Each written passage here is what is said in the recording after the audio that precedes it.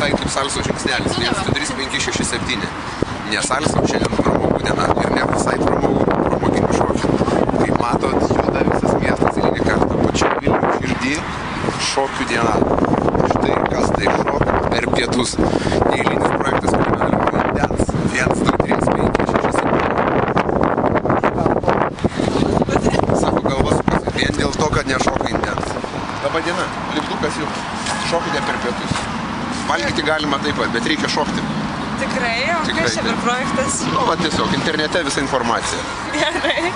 Geros dienos.